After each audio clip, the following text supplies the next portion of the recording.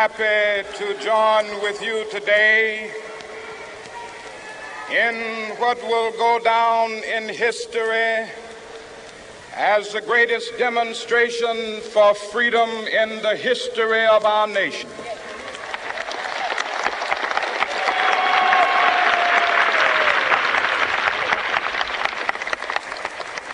Five score years ago, a great American in whose symbolic shadow we stand today signed the Emancipation Proclamation.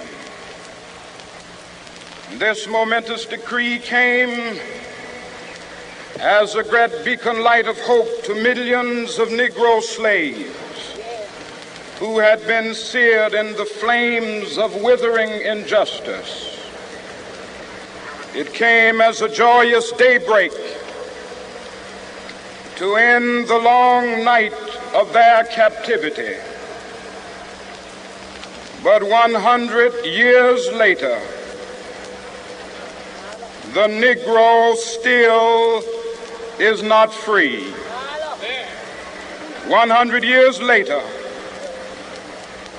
the life of the Negro is still sadly crippled by the manacles of segregation and the chains of discrimination. 100 years later, the Negro lives on a lonely island of poverty.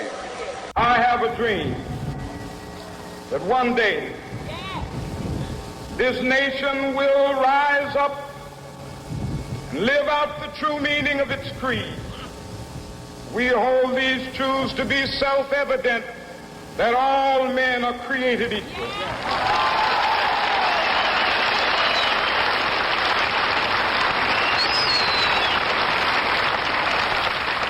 I have a dream that one day on the red hills of Georgia, the sons of former slaves and the sons of former slave owners will they be able to sit down together at the table of brotherhood. I have a dream that one day, even the state of Mississippi, a state sweltering with the heat of injustice, sweltering with the heat of oppression, will be transformed into an oasis of freedom and justice. I have a dream. My poor little children will one day live in a nation where they will not be judged by the color of their skin, but by the content of their character. I have a dream today.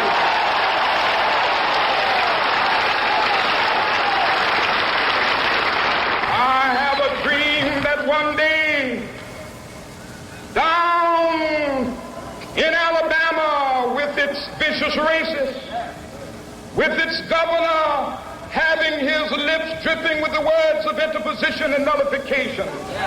One day right there in Alabama, little black boys and black girls will be able to join hands with little white boys and white girls as sisters and brothers. I have a dream today.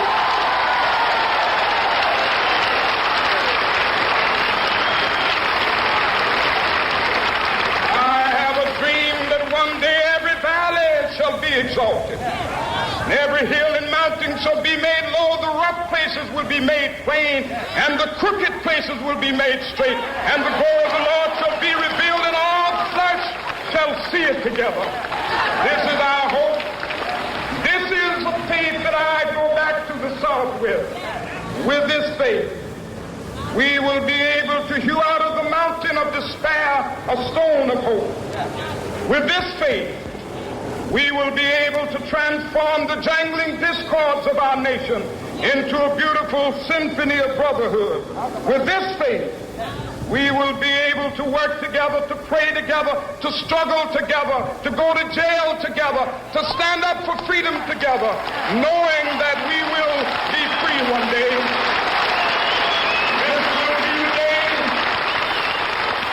This will be the day when all of God's children will be able to sing with new meaning, my country, tears of thee.